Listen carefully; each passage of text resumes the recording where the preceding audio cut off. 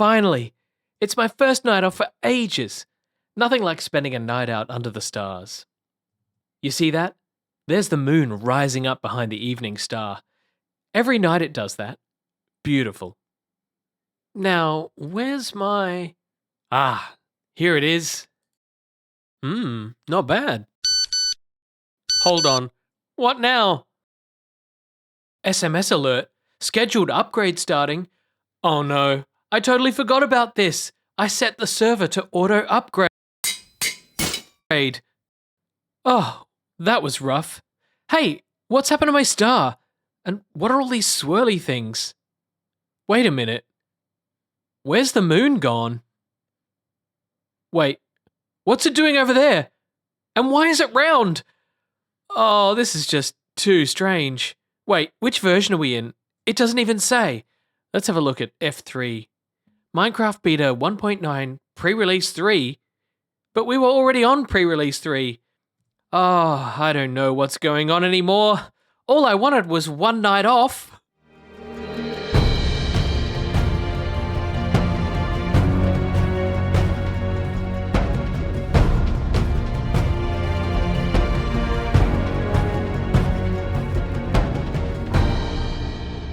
Hello everyone, welcome back to Minecraft The Journey with me, BugmanCX, and, well, if I can't have a night off, we might as well do an episode, right? Check out that moon above me. It's now rising from an entirely different direction, and it's round. There are all sorts of new things going on in this version, Minecraft Beta 1.9 Pre-Release 4, sort of. But we'll come on to all of that. Let's just figure out where we're at, and we'll go through all of the changes that have happened in this pre-release. First things first, we are actually in Pre-Release 4. Jeb uploaded the Beta 1.9 Pre-Release 4 version, but forgot to change its name. That's right. Even though it says here on the title screen that we're actually in Minecraft Beta 1.9 Pre-Release 3. And if we head into the game, this is the first version of the game where the version number no longer appears up in the top left-hand corner of the screen during our regular gameplay. And in fact, you have to press F3 to see it.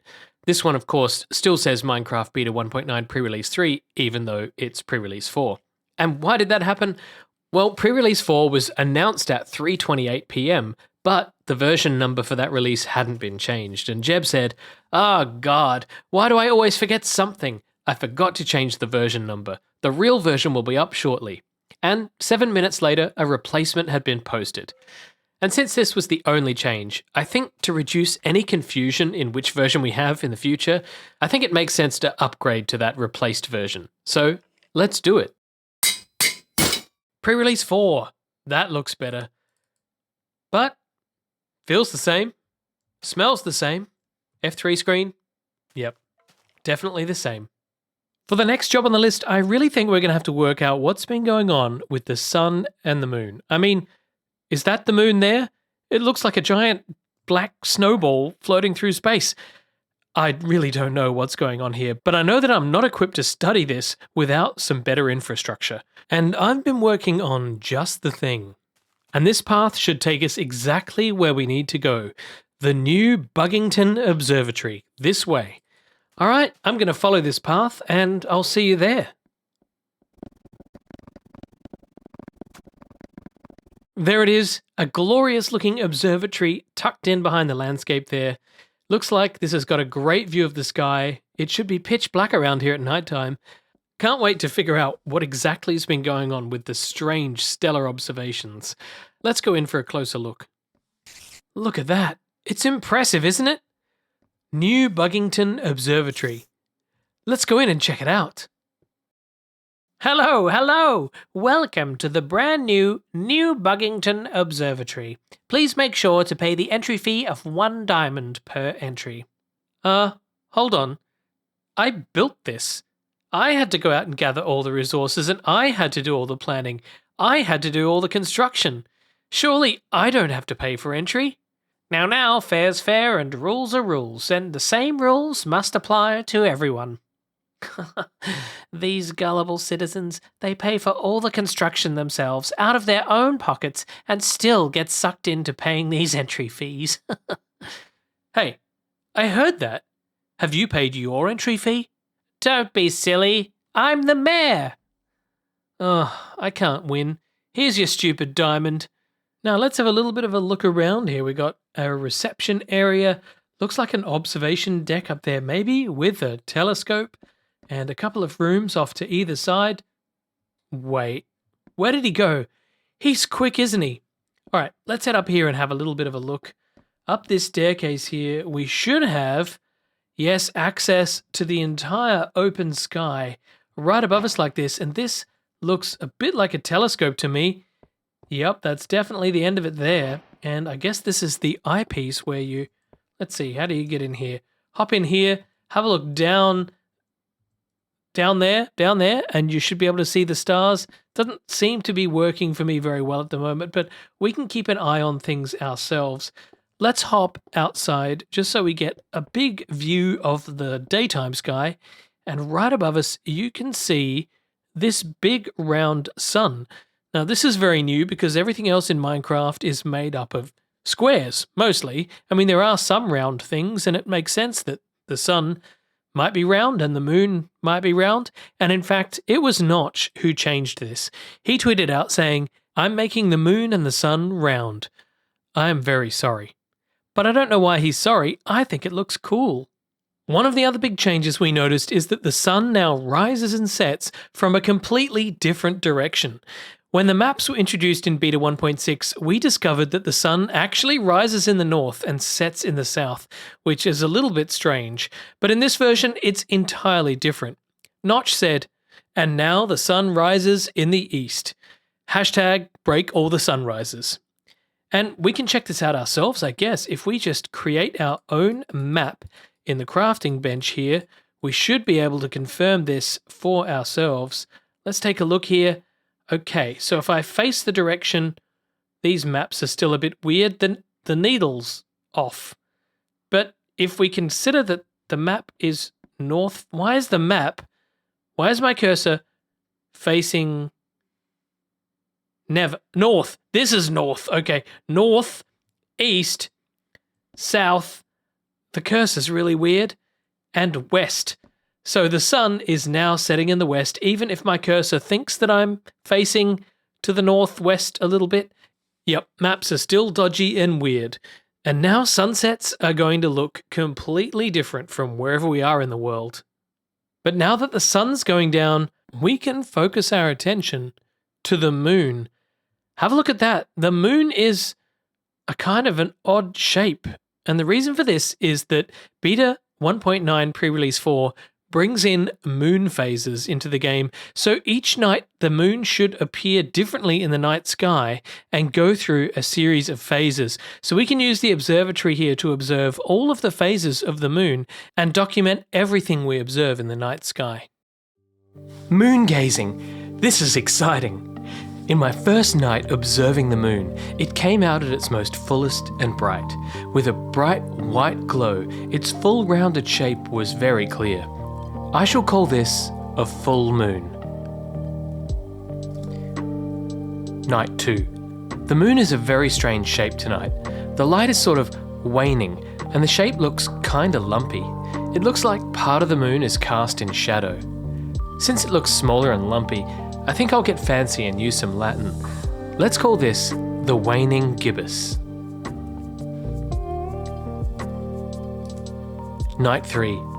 Tonight only half of the moon came out. The rest was cast in full shadow. It's becoming less and less each night.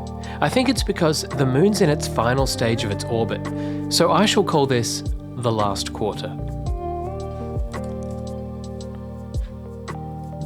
Night 4. The light level's waning further and further each night, but it's more beautiful than ever. As we get less and less light each night, we now have a perfect crescent shape. I shall call this the waning crescent.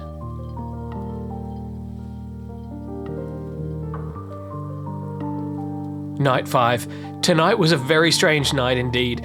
I know it's there, but I can't really see it. It's almost as if there's no light shining on it at all. It's like a rebirth. I think I'll call this New Moon.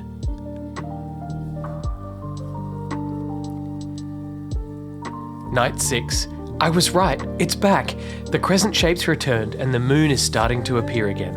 I think I'll call this the waxing crescent.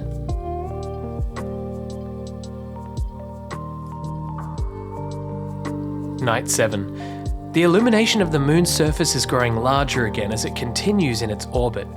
This phase shall be known as the first quarter.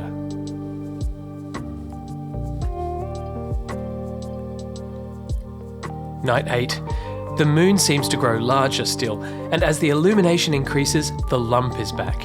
I shall call this the waxing gibbous, and tomorrow night we should return to a full moon once again. The reason Notch changed the sun and the moon's shape is because of the introduction of these new moon phases. But it divided opinions a bit because a game where you expect everything to be made up of blocks suddenly introduces some new round celestial objects. It doesn't seem to fit in with the game's makeup, but I really quite like it. Let me know what you think. Unfortunately, it won't stay this way for very long, so enjoy it while you can. Here's a little bit more Minecraft sun and moon trivia for you.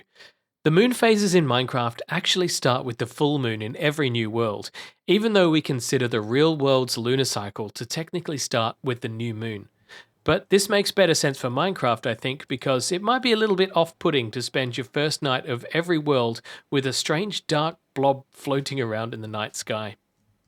There are 8 phases of the lunar cycle, and every night the moon will change to the next phase. This means that a full lunar cycle lasts 8 in-game nights, or 2 hours and 40 minutes of real-world time.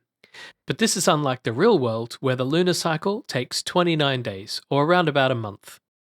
In reality, the lunar phases are caused by the position of the moon relative to the Earth and the Sun in orbit. But because the Sun and the Moon in Minecraft are always exactly opposite from each other, lunar phases in Minecraft should technically be impossible. Looking up to the stars. Although Minecraft's world is made of voxels, in other words, everything is based around cubes, the celestial space above us is actually a giant sphere, and the objects within it move around the inside surface of that sphere, which is why everything is at a fixed distance and why it all moves around at a consistent speed. This is all shown to us relative to the player, so no matter where you stand in the world, the moon and the sun and the stars will all move across the night sky relative to your position. And speaking of the stars, did you know that the stars in the Minecraft sky are procedurally generated? The stars are generated based on a fixed seed, 10842, and because this seed is fixed in the code, every Minecraft world shares the same star pattern. That also means that if you pay attention, in every Minecraft world, you should be able to make up your own constellations based on the stars above you. The game makes 1,500 attempts to generate a star, but filters out attempts that result in stars being in undesirable positions, and the result is 780 generated stars in the sky. The stars will rotate in the sky at the same speed as the moon and the sun, and if you have a look at it on the north or south axis, you can really see how the sky is moving in that spherical motion. Still, I think the scariest part of the nighttime is the fact that there are so many mobs out there trying to kill me. But down here in the ravine, we've got ourselves sorted out, so it's relatively safe here. You know, it's a little bit chaotic and I sometimes get shot at by skeletons, but there are not too many mob spawns down here. But speaking of mobs, some strange things keep happening. As I've mentioned before, I had some villager duplication, and look, I've had even more villager duplication. If I head on in here, I now have 5 of you. 1, 2, there's one having a swim, 3, 4, 5 librarians. I don't know why or how they're duplicating, but they are. Now, at the beginning of today's episode, I acquired some swirly things around my head, and they've all disappeared now, and I think I know what these have to do with. Here ahead of me is our potion brewing area, and I'm pretty sure that these are new swirly things related to potion brewing, but there have been a couple of other changes related to potion brewing too. First, let's test out these swirly things. Let's grab, say, a potion of speed and, a potion of poison. All right, so if I drink this potion of poison... I've got green swirly things around me now, and in F5 mode, you can see the green swirly things. But what happens from the front perspective? Nothing. For some reason, the front-facing camera doesn't really like effects like this, but you can definitely see them here in third person. So, is there a different color per potion? How does this work? Will I ever stop getting poisoned? Who knows? Thankfully, that's all cleared up now, and I want to see what happens if we use the potion of speed. Will we get a different color swirly thing? Let's drink that up. And I've got my speed effect, but you can't see it in this forward-facing camera. Of course, yes, it does look like we've got some light blue swirly things surrounded by swirly things. So if I move into this mode and just dart around the base now, yep, they're going all around me. Actually, I'm leaving a trail of them behind me, which is pretty cool. That's pretty cool. I like that. Now, I'm running into things because I can't see where I'm going. Now let's have a little look at what else has changed with potion brewing. It turns out that we've had some recipe changes. Well, one recipe change anyway.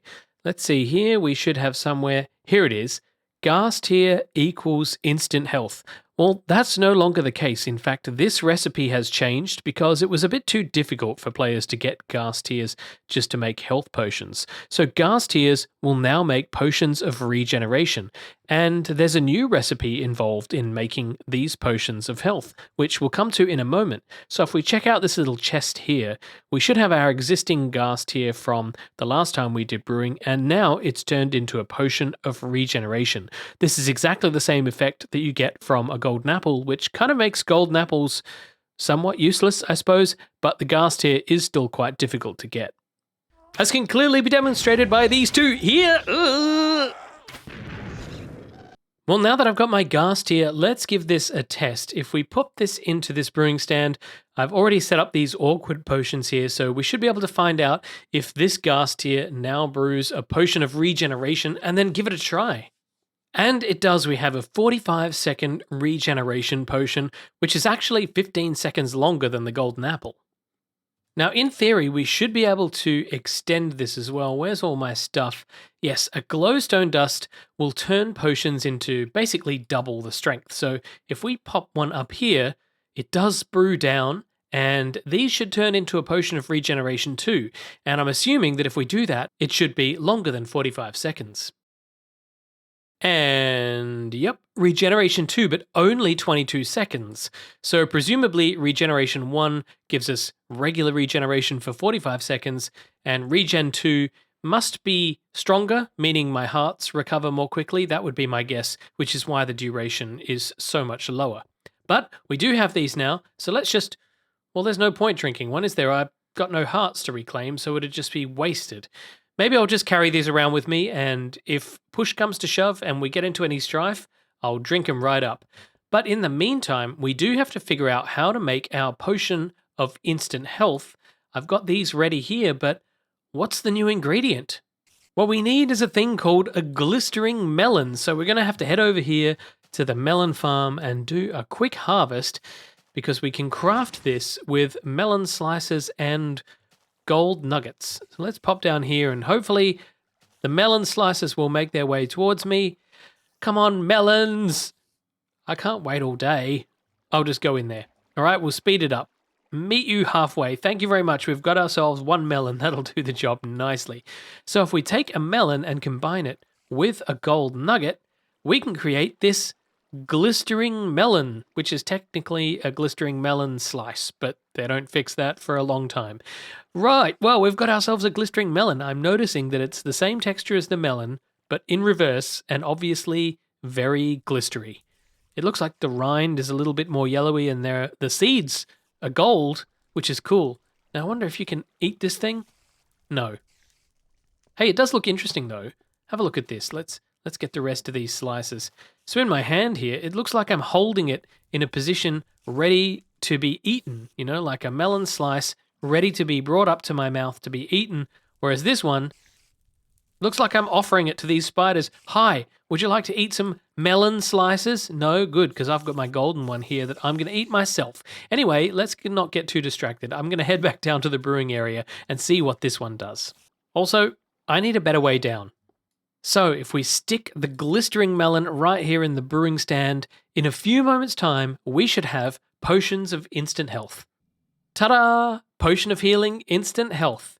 And these should also go to instant health too if I use the glowstone on them, but I won't bother to test that for now. What I do want to test instead is one new additional feature of the brewing system, which has to do with gunpowder. If I actually pop this back into the brewing stand and apply gunpowder, you'll see what happens in a moment.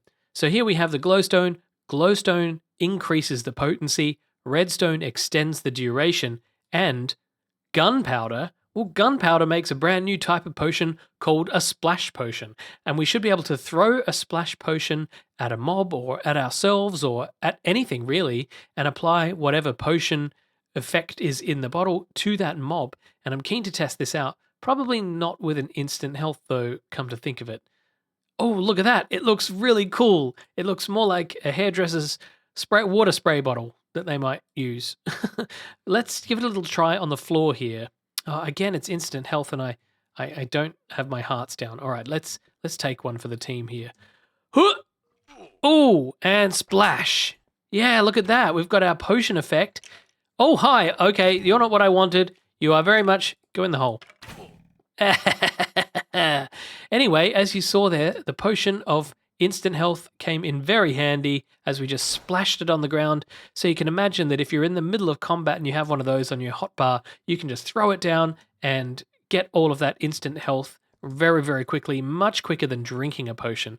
But I want to try this on another mob. It's almost nighttime and time for some chaos. I've got myself these bad boys. I've got myself some splash potions of poison. I just want to see what effect that has on other mobs, really. But over here, I've got this nasty one here. Instant damage to splash potion of harming. Now, that one should cause some chaos. Let's wait and see what the night brings. Oh, got ourselves a spider and a zombie out here. Let's see if I can give a spider poison. Can I give you poison? Yes, but it doesn't do anything to you. Or at least there's no visible effect of you having poison. You're not, ow, you're not shaking. You're not putting off any particles, nothing. Okay, let's try this again. Let's get the instant damage to. Now this should cause some considerable damage to whoever it should be thrown at. Let's throw it at this creeper. They're always creeping up on me, so ha! Take that. Ow! I even got that myself. So it's hard to tell if it registered any damage because... Yes, it did.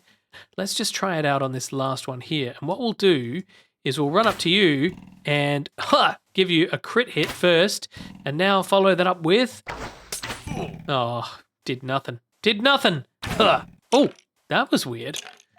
Oh, actually, you had quite a bit of health. Isn't there a thing about the undead mobs, skeletons and zombies and things where if you give them... Oh, we might have to try that out another day. Anyway, that's about all we have time for in today's episode, so thank you for joining me, and as usual, thank you so much to my wonderful, amazing patrons. You can become one too just by following the links down below, or just jump into my Discord if you haven't already and come and say hello. I will see all of you in the next episode, so until then, this has been BugmanCX. You've been watching Minecraft: The Journey. Bye-bye.